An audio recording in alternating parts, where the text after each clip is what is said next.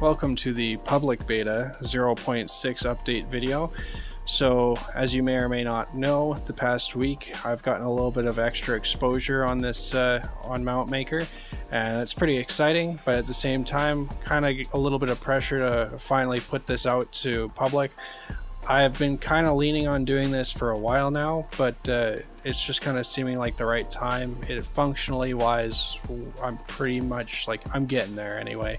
It does what it needs to do. There's a lot of issues to work through first, or still, but yeah, I think it's about time. So that being said, let's get into what I've included with the public 0.6 release. The first thing I've done is I've gone ahead and added a couple options for the DJI Action 2. Go in here. So some guys are commenting that the back of this mount is a little bit too thin. It's too easy to chuck the camera out in a crash. So I've gone ahead and made a side one. It's got a bit of a clip in here, and it is pretty tight based off of the dimensions that I have. It's going to need some more testing, but it should be a bit of a better solution to the rear open. I've kept the rear open. I'll probably work on it again soon, but it should work for your lighter stuff like your Synlog flying and that kind of thing. The next thing I've done is I've added a Hero Session mount. See if I can find it here. Thin sleeve with an ND filter slot. So it's actually a few millimeters longer, and the clips have been moved forward, so you can actually fit the I believe it's TBS ND filter into this. Now I will be working on a version for the Runcam 5 as well. I know somebody had requested that. Shouldn't take me too long. It'll probably be the very next thing I do, to be honest with you. I believe it takes the same ND filter, but I'm gonna have to double check on that. I have added the Runcam Thumb. It's a pretty small camera, pretty simple. This mount's a little bit different than some of the other ones I did, in the sense that it's not totally form-fitting.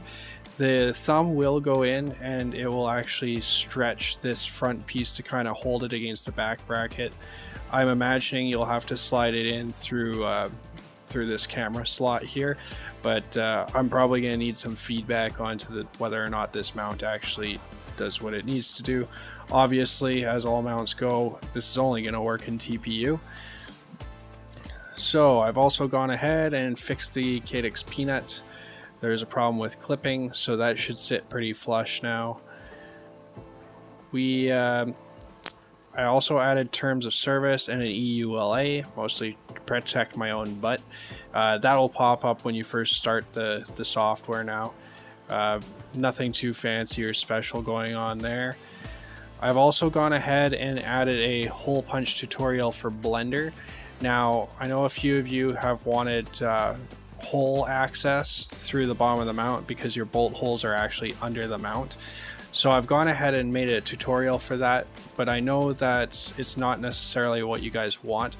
It won't take very much effort to do it in Blender, but at the same time I know how intimidating Blender can be at first. I mean, I've had to watch a bunch of those tutorials myself to kind of figure out what I'm doing.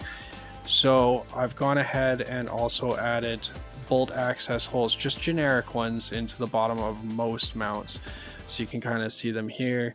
They fit kind of a 22 to 25 millimeter width on most of the mounts, and they're about 5 millimeter hole, so they should help with a lot of applications. I know they're not going to help with all of them, but it's a solution for now. I'll continue to look into and try to work on a more dynamic solution in the future.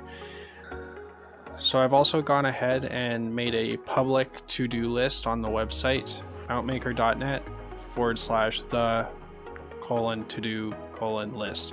Basically, I'll be putting everything that's on my mind in terms of things that I want to do, things that I'm working on, and the things that we've completed on this list, so you guys can kind of see what my plans are and feel like you can actively contribute to that list, I will take suggestions. I'll add them to the list. There's no guarantees everything on that list will get done, but it's kind of nice to have out there playing in the open, so we can so I can work through that. So yeah, that's up on the site, ready to go. So yeah, that about covers the bigger changes for beta 0.6. I hope you guys find it useful, and I'd love to hear any feedback. Obviously there's tons of changes and tons of improvements that can still be made constantly, and every bit of feedback I get helps immensely. So thanks for your support, guys, and look forward to the next one.